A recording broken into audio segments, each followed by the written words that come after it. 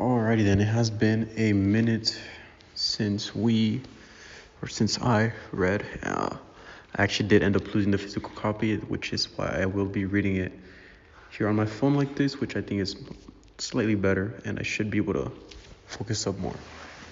So I believe we were on this page, if I'm not mistaken. If not, a page forward or backward, but I will start here just in case. Alright, let's start then. By that time, many displaced families were turning up in Apartado,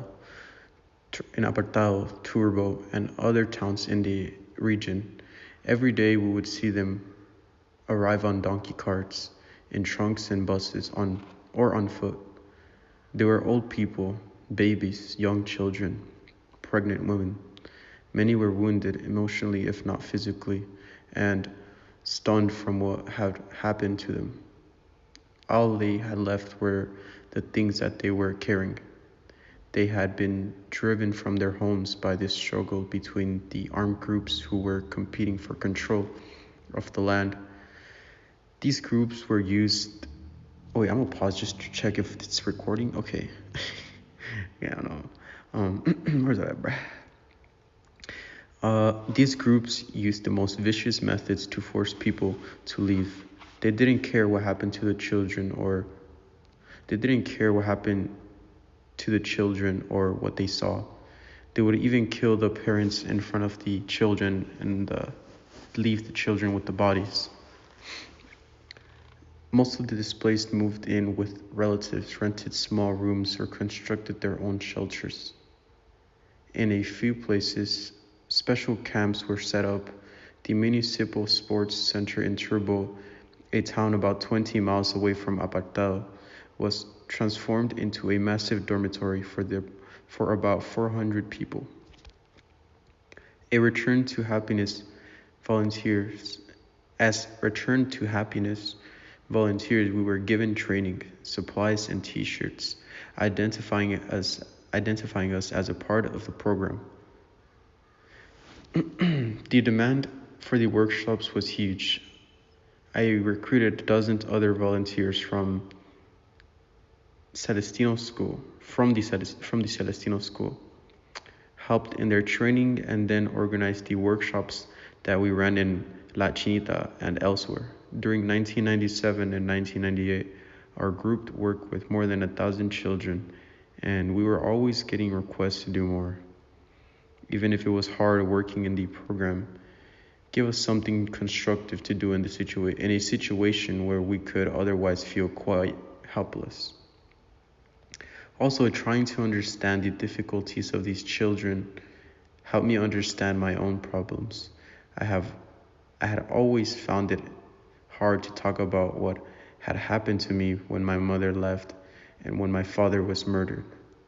But listening to the other kids helped me to open up. By the time I began volunteering in the Return to Happiness program, I was living in a barrio known as Primero de Mayo, 1st of May, because that was the day on which squatters had invaded and seized the land. My mother and stepfather had been among them, and together we had built a small wooden house. Although I lived in Primero de Mayo, decided to go outside because I want to listen to crows and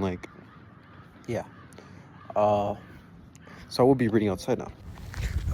Alright, I'm outside. I will continue reading. I had chosen to run the workshops in La Chinita. Oh my god, bruh. I'm lost. Okay. I had chosen to run the workshops in La Chinita because that was where I'm gonna highlight where I'm at, okay, there, so you guys can know. That was where many displaced children were living, but Apartado was a deeply divided town. Different barrios were often associated with support for particular armed groups. People were sometimes suspicious of those who came from other barrios. It didn't make sense to some that we would oh my god, my bad. I keep choking on my words, bruh. It didn't make sense to some that, because you know why, bruh. Never mind, I'm slow. Alright. I'm lost again. Okay. It didn't make sense to some that we would do this work just to help children, any children. After about a year of working in La Chinita, I began to receive threats. People told me, "We hear it is getting risky for you over here."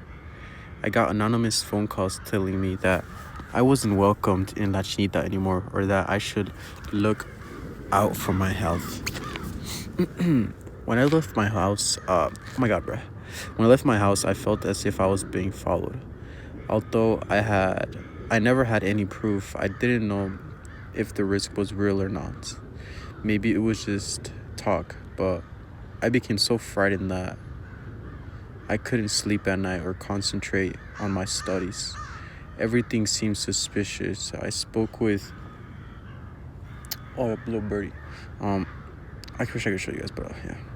I spoke with the coordinator of the Return to the Happiness program, and it was decided that I should stop working in La Chinita. I concentrated instead on trying to improve conditions for children in my own barrio. I developed a proposal and raised the funds that allowed us to put a playground. I also volunteered at the office of the Return to Happiness program,